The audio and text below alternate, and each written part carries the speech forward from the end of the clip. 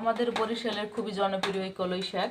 ওদের সাথে আমরা গোস্তের ঝোল বা ইলিশ মাছের ঝোল দিয়ে খুব মজা করে খেয়ে থাকি। ছোটবেলায় দেখতাম যে আমার দাদি যখন কলই শাক ক্ষেত থেকে তুলে আনতো, যে কুয়াশায় বলতো যে ওটা কুয়াশা ধুয়ে নিয়ে এসে শাকগুলো কুচি কুচি করে কেটে নেব।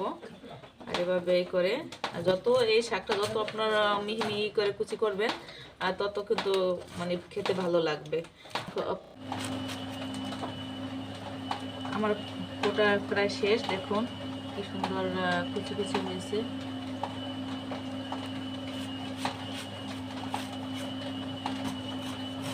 এখন শাকগুলো ভাপ দিয়ে নেব, আর কলের শাক ভাপ দিলে সেদ্ধটা ভালো হবে। ভিতরে কাঁচামরিচ দিয়ে দেবো, আর এখানে আমি কিছু বোম্বাই মরিচ রেখেছি, কারণ বোম্বাই মরিচ দিলে গ্রানটা খুব ভালো হবে শাকের। আর কিছু পেঁয়াজ কুচি, রসুন কুচি দিয়ে দেবো। আর এই শাকটা ভাপ দিয়ে এগুলো দিয়ে ভাপ দিয়ে নেব, তারপরে ভাপ দেওয়ার পরে আবার বাগার দেব। আর এখানে আমি পরিমাণ মতো লবণ দিয়ে দিছি। এখন ঢাকনা দিয়ে ডেকে দেব 5 মিনিটের জন্য।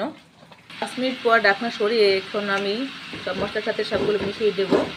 শাকটা এখন আমার সেদ্ধ সম্পূর্ণভাবে হয়ে গেছে। এখন আমি এই শাকের ভিতরে আমি এখন এই যে শুকনো মরিচ আগে ভেঙে রেখেছিলাম দিয়ে দেবো। শুকনো মরিচটা দিলে আবার কাঁচামরিচ দিয়েছি, বোম্বাই মরিচ দিয়েছি, এখন এই শুকনো মরিচ দিয়ে দেবো। যেহেতু আমরা দুজনে খাবো, কারণ আমার ছেলেরা খাবে না জাল, আমরা একটু জাল খেতে পছন্দ করি। এখন কলই শাক বাগারের জন্য তেল দিয়ে দেব। তেল দিয়ে দিলাম, রসুন কুচি আবার দিয়ে দেব।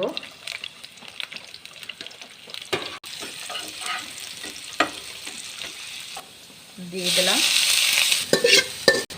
শাক বাগার দেওয়া শেষ। শাকের কিন্তু প্রচুর দাম এখন, 100 টাকা কেজি। তারপরও নিয়ে আসছে ইলিশ মাছের ঝোল দিয়ে খাবে, মাংসের ঝোল দিয়ে খাবে, সেজন্য দেখুন।